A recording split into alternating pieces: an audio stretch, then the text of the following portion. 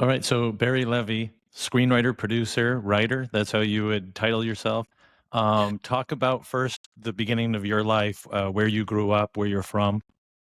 Absolutely. So I'm originally from Boston, Massachusetts, and I went to moved going into high school to Ann Arbor, Michigan.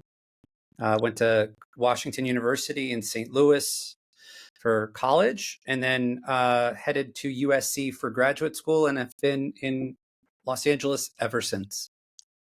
Can you talk about like what first inspired you to get into the career you have in screenwriting and television production? Absolutely. So I think I was like 5 or 6 years old, and my folks decided to start taking old 8 millimeter reels of classic old black and white short films. Charlie Chaplin, Buster Keaton, Harold Lloyd, Laurel and Hardy, and I just became obsessed. I could imitate Charlie Chaplin's walk. I would do all sorts of silent movies on my own. And pretty soon, when my uncle and aunt who had a video camera would come to town, I would force everybody into making short films with me. And then that sort of just took off from there. I mean, there are, I'm skipping steps along the way, but that's Yeah. essentially it. Every chance I could, I wanted to be behind a camera or in front of a camera or figure out how to edit what was in the camera. So you also had then aspirations to also be in front of the camera. It sounded like, when you were talking about doing Charlie Chaplin impressions and that sort Yeah. of thing. Was that originally like your goal? Was like, all right, I want to be, in front of the camera. I enjoy that aspect of it. Or I'm sure at some point it was.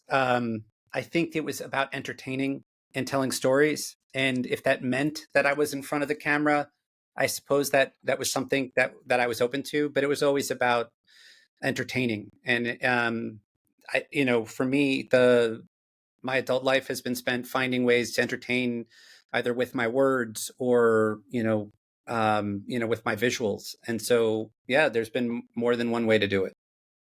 how did your early experiences in life approach your storytelling and production in the industry, like to get into that sort of genre, if you will? Yeah. So when I was in high school, every excuse I had, again, I was with the camera. And so when I went to college, my mother was into, both my parents were in academics, and my mother insisted that I go to a liberal arts school. But I sat down with my thesis advisor and I explained what I wanted to do with my life. And he pulls out the course book and he says, "You can actually make an independent interdisciplinary major.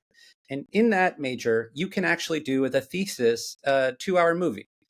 And so that's what I did. My senior year in college, working with a couple other collaborators, we made this 2 hour movie. We sold out every single show. That was standing room only. Every stair was filled. We were a fire hazard.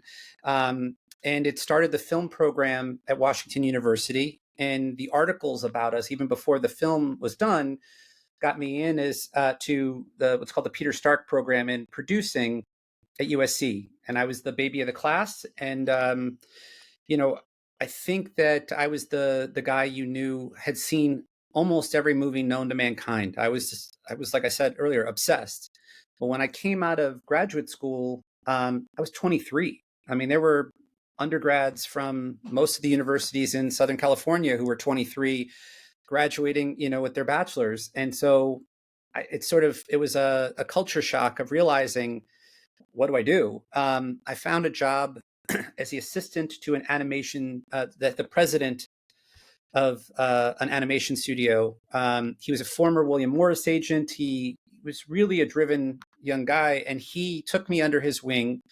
And within a year, everyone in that department got fired or quit. It was an intense environment, and I thrived for another 3 plus years. Sold more than a dozen TV series that made it on air as an executive, and I learned everything that I could. A sponge for every opportunity of knowledge, every drop of knowledge, I guess. So that by the time I don't want to say 26, 27, I had, I don't know, lived a handful of different lives or tried on a bunch of different hats. And I knew executive life wasn't where I wanted to be. And at the same time, I knew that I was no closer to making my next movie. Um, I had what I call a Shawshank redemption moment, get busy living or get busy dying. And I wasn't doing what I loved. And so my boss very generously gave me a consulting deal, which allowed me time. And writing full time meant that I was writing whatever I could write and whatever would pay, and so on and so forth. I wrote a bunch of direct to video, low budget horror movies. Fortunately, I'm only credited on one, although more than that got made. But that period, again, learning how to be a professional writer led to the writing of a script that became sort of my entree. I wrote the script for the movie Vantage Point, and that sold in a crazy bidding war. Within 24 hours, it had sold for $1 million. And my life, my wife's life, changed overnight. And from that point forward, I mean, that's been about the next 20 years have been spent either writing, producing, film or television. Well, that was in 2008. So would you consider that your first big break? I think my first big break was slightly before that. So in 2004, there was a movie that was made that I was paid for the script and then paid to take my name off of the script. And I executive produced a pilot that turned into a movie for the WB. The WB was the the predecessor of CW.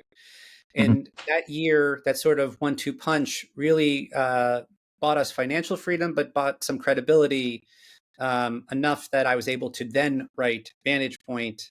And then that was the calling card from then on. That was the biggest of breaks for sure. And I probably should ask this during the part where you're talking about your college career. Were your parents ever hesitant of you doing that? Were they like, maybe you should find some other like avenue?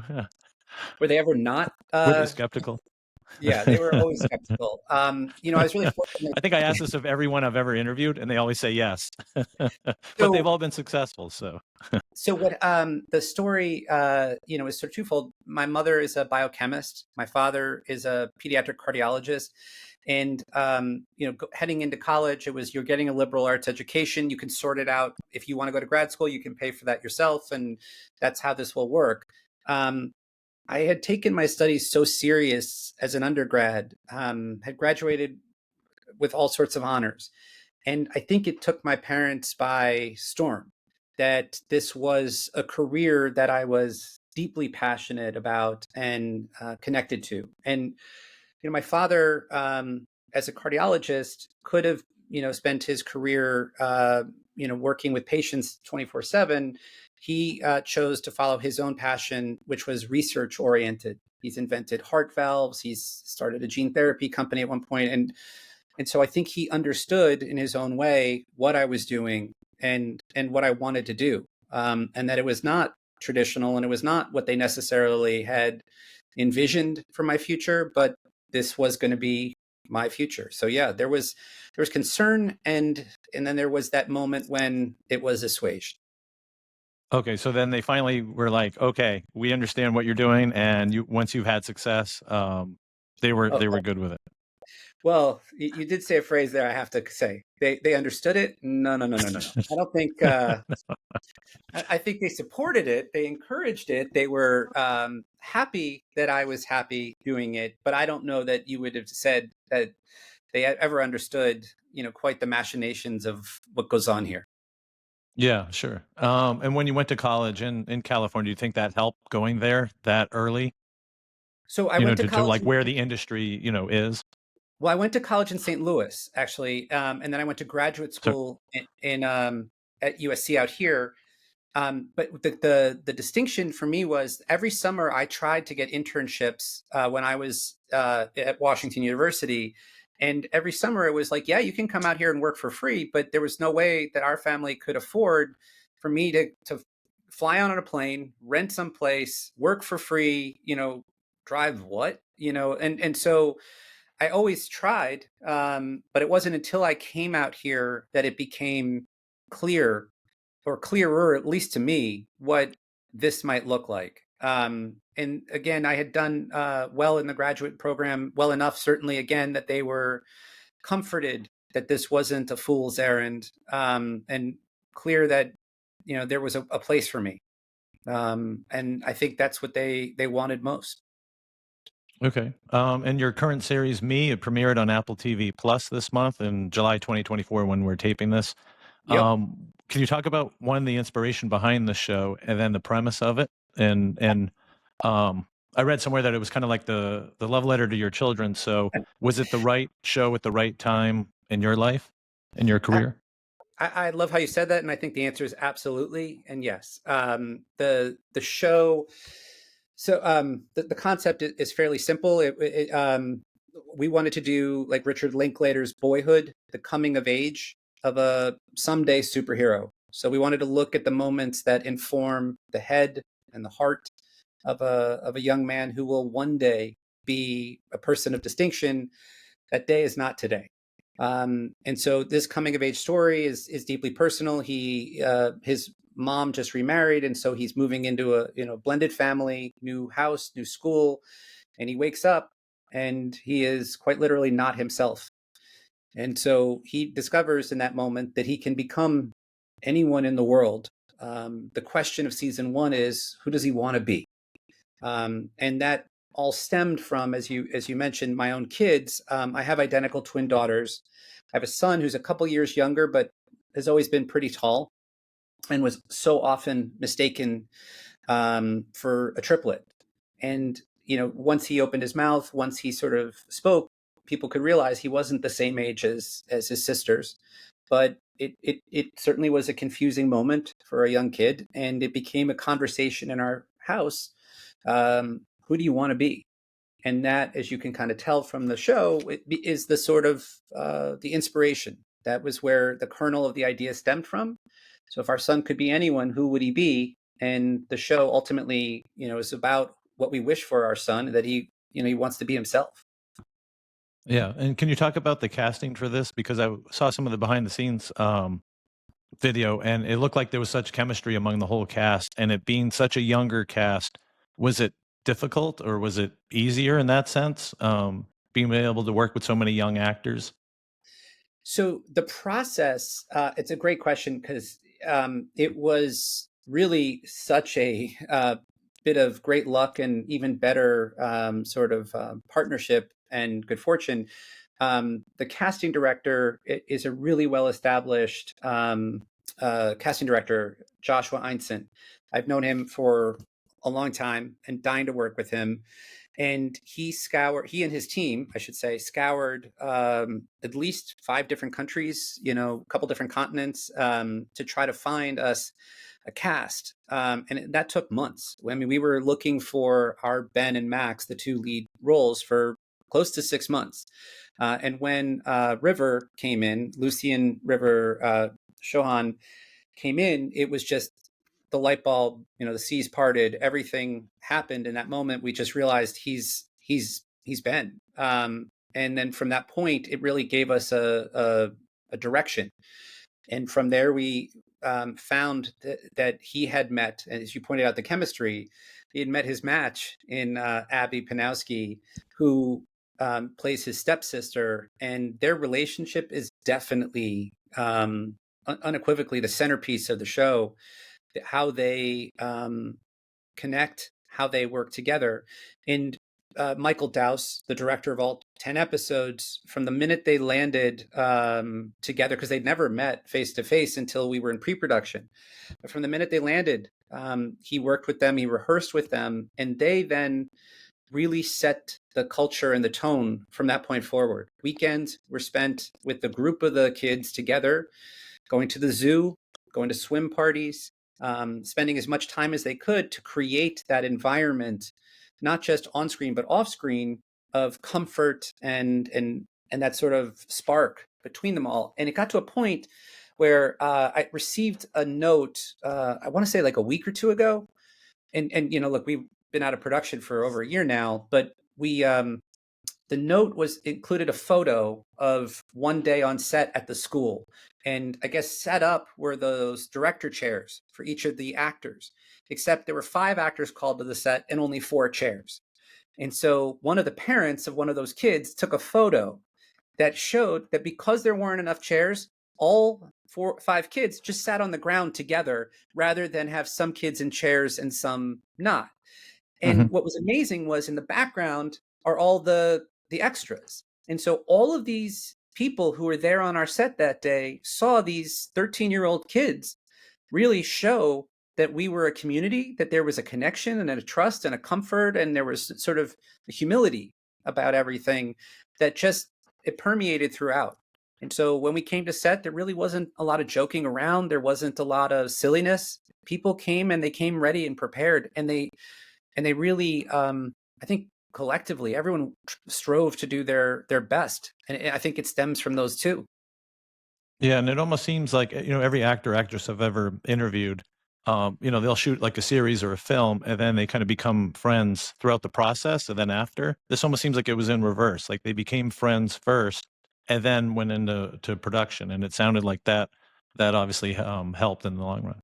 Oh, I think that's a great way of putting it. I mean, and Yeah. they became a family, and that was really incredible. The day that Dilshad, who plays Ben, the mother to Ben and the stepmother to Max, the day that she wrapped, River, came up and didn't just hug her. I mean, he sort of sobbed. It was like saying goodbye to his mom, and it was a really beautiful and touching moment. But I think it said everything about the depth of the relationships that all of these people formed with one another. Yeah. Talk about the production then of it. How long does a series like that take to shoot compared to like, say like a feature film? Is it months, several months and long It days was, and that I sort want of to say thing? that it was 3 months. It was 3 months. It was about just under 60 days. And, look, movies get made for a lot less than that and sometimes a lot more than that.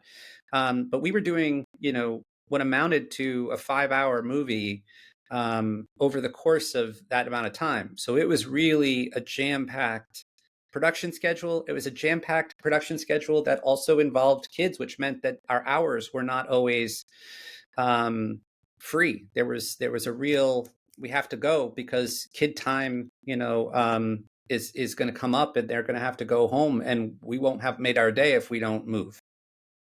Yeah, sure. And you've worked on a diverse range of television projects from startup to LA's finest. So Mhm. do you approach every new series different, and what elements do you consider that's crucial for success with each? When you're working on someone else's show, the job at hand is to try to support the vision of the showrunner. And so, in the examples that you gave, working sort of on behalf or at the hand of the showrunner, that's really the job. What can be done to sort of facilitate what their hopes are for the material, and that can mean anything from helping younger writers, sort of communicate their own ideas, helping to flesh out and question things. When it became my own show, um, to me, the culture had to be set that there was again, I emphasized this word earlier, humility to it, that any idea and anyone can be wrong. I don't know everything, but I will promise you that I will seek out every answer I can, and we're going to find the best one, and we're not going to settle for an intermediate one. Um, so that idea, I was so fortunate. The writers that I worked with, my partner through most of it, Michael Dowse, the director, um, they built that same sort of ethos. That what can we do, and how can we do whatever we can do better, um, and how do we support one another and lift us up while we do it. And that was everything. Yeah, sure. Is writing for television different than films, and do you have a preference for one or the other? Or Um, is there, or I guess, like, is there a lot of like similarities now, especially with streaming, where series are kind of released at once and it's not like, one episode a week type situation? A great question. I'm sure there are a lot of similarities. Writing features is a pretty isolated process because you're really on your own. and you're crafting something wholly on your own. And yet, unlike a novelist, you have to be open to all the feedback along the way, because film and television is a collaborative medium. In the case of television, the scripts being shorter mean that there's so much less that can go wrong. Problems, the longer you write, the more, exponentially can go awry that you have to address. And so writing television, I find incredibly freeing, in that, there's clear sort of delineation and boundaries, and then there's collaborators. And if you're working with the right collaborators, that's just joyful. I love writing features. It's been my first love, as I mentioned, since grade school. But there's pros and cons to both. I love doing both. And has there a difference even within, like, say, television itself, as you've seen throughout your career, from, say, broadcast to cable and now with streaming? There's actually a huge difference. I'm glad you sort of asked that question, because when you're dealing with broadcast and most of cable, you're writing concurrent to production. You're going to have a bit of an advance. So you might have 4 to 6 scripts banked before you get started in production, but you have to actually juggle both at the same time. Most streaming shows do not operate that way. Most streaming shows have the lion's share of their season written before they start. And therefore, the job is still really challenging, no question, but it's a different animal. Than it is when you're actually writing at the simultaneous and trying to juggle both. And are there any trends within the entertainment industry that have impacted your work over the years because of the technology and the evolution of television? I'm sure there are. I often confuse, though, for myself anyways, what are the sort of the trends and what are the ebbs and flows, right? Like, so every so often people want close-ended procedural stories where there's a end at the end of each episode. And then so often there are times when we want serialized stories, things like Lost, or, what would be a good example? Most of the HBO shows where it's one extended narrative that episodes are almost like chapters building. That ebbs and flows. And it's hard to know if that's a trend, or a fad, or if it's just, a moment in time. I do think, though, that the ways in which we operate now, writers' rooms, even now when we're all back from COVID, are so frequently virtual. And there are pros and cons. The cons, there is a genuine connection and chemistry that gets lost over the screen. And yet there's an efficiency when someone who is trying to juggle production at the same time as writing can benefit from the idea that everyone is really zeroed in and focused on the task at hand, and digressions and tangents don't so frequently happen. Yeah. And do you think it's easier or harder now to break into the industry, whether it's acting, writing, or producing, with social media, where you can just kind of get the content out there and hopefully get discovered that way? Or do you think do you think it's easier because of that, or do you think it's harder because now everything's out there and it's so saturated, that it's not like it used to be where you'd have to create a reel and then send it through the mail and that sort of thing? I think it is more diffused, and so there are more opportunities than ever existed. Now you're also sort of catching us in 2024, a time of major sort of shrinking of our business. Fewer movies, fewer TV series, and what have you, and yet there's still more than there were 15 years ago. And so there are more opportunities. However, most of those opportunities will never find the same broad-based audience that they once did, when there were fewer platforms, fewer networks, cable networks, fewer sort of bigger movies, even by sort of Hollywood standards. And so it's a bit of both. And I think you sort of have to recognize, the way that I have often said it sort of answers this in I don't know, an odd way, but I've often said to young writers, listen, if you like writing, you should not write. If you love writing, you sort of have to write, and so you're already going to do it anyways. And that distinction, I think, is the same about someone trying to break into this business. It's not easy, but I don't know that it's ever been easy. If it's harder or easier, that's just one sort of perspective.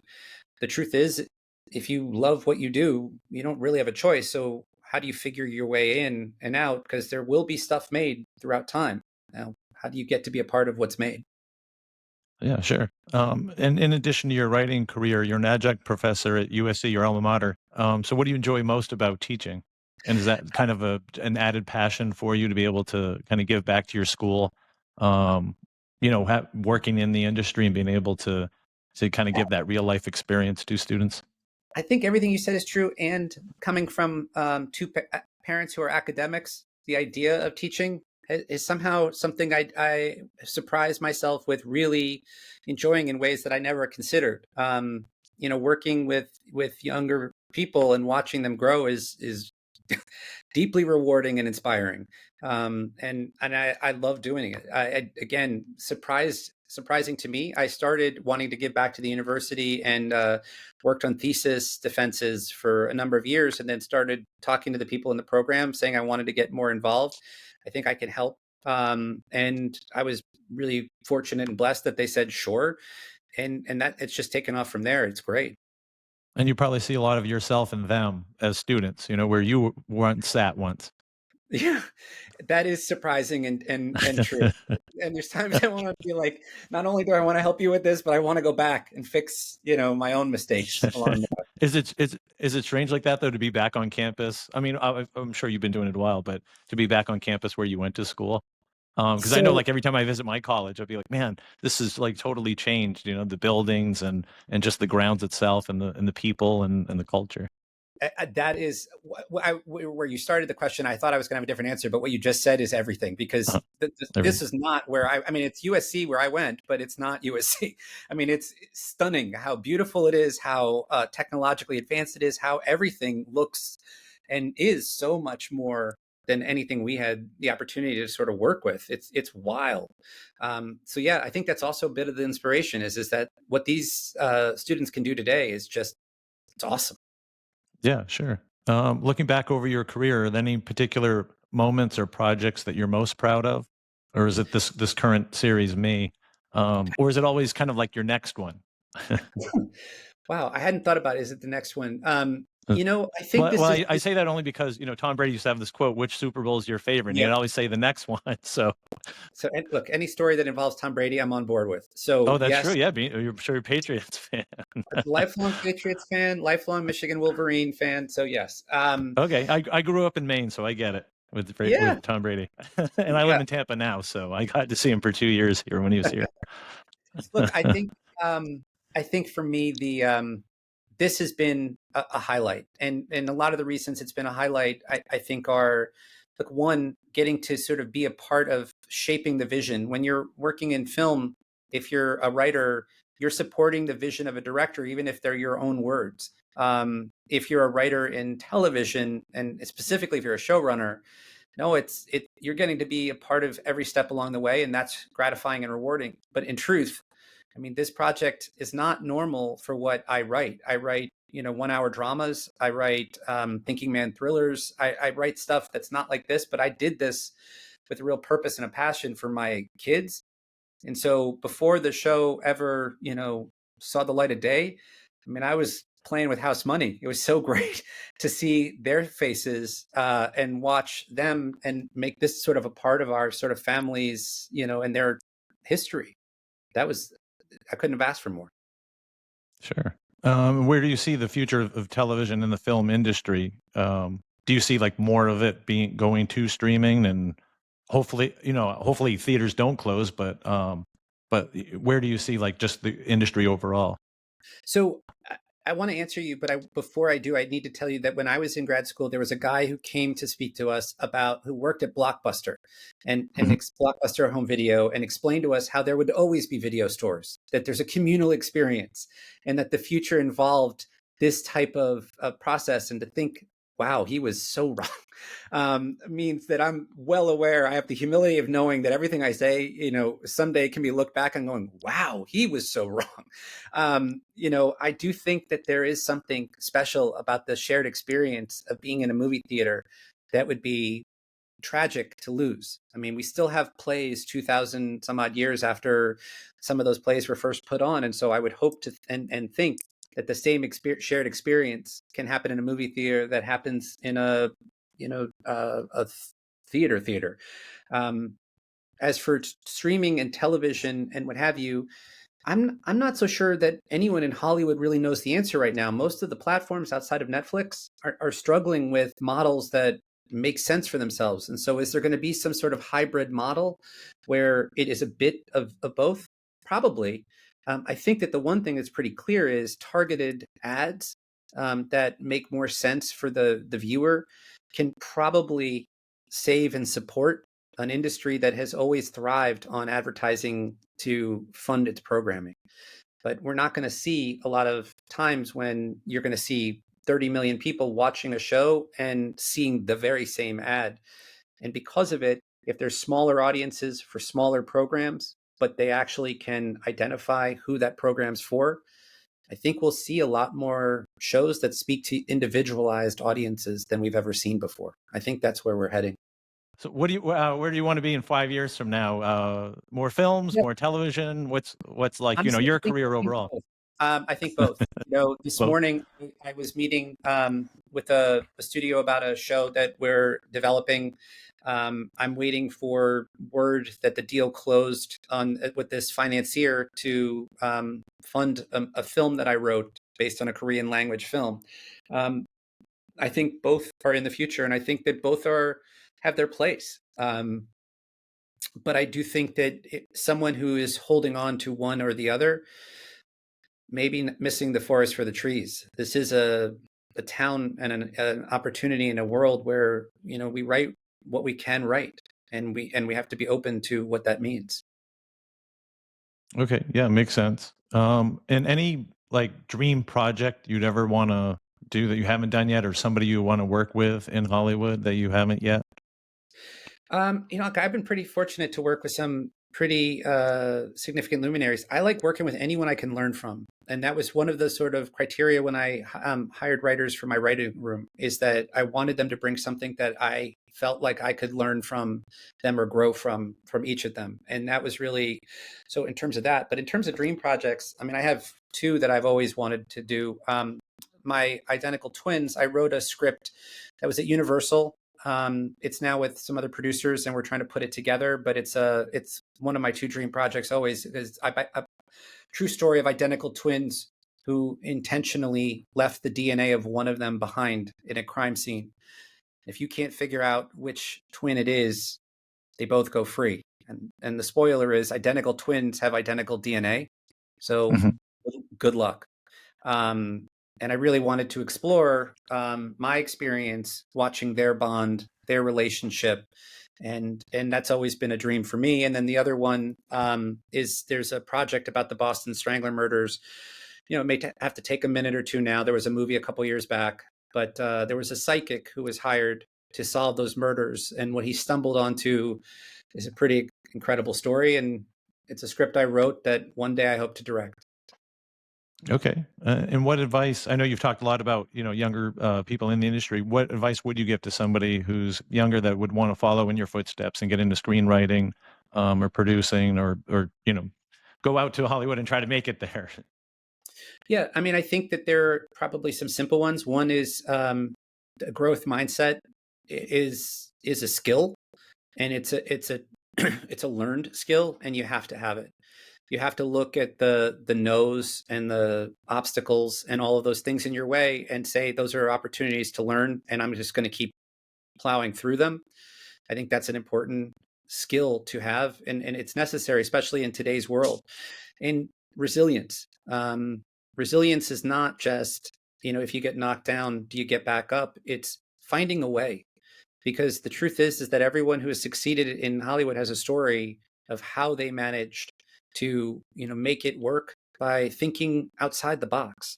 And that may sound surprising, but go ahead and look into the stories of Spielberg climbing over the fence and pretending to be someone at Universal before, he actually had his own office. Everyone found a way. So find your way. Um, and the third is you got to keep going. And that may sound like the other two, but continuing to write, continuing to recognize that if you're a writer, if you're directing, continue directing. There are always things to direct. You have to figure out what they are, and don't ever, I think, be satisfied with what you've done so far, but recognize and enjoy what you've done so far while you continue to strive to get better. Because I think, again, that goes back to the growth mindset thing too. There's so much more we can do and so much better we can get at doing it.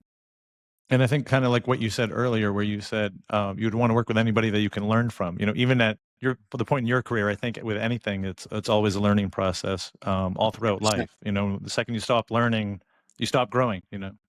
Yep. And I see that a lot. It's a hard time, and people settle for easy answers so often. But I think the easy answers don't get you anywhere. They only sort of keep kicking the can down the road.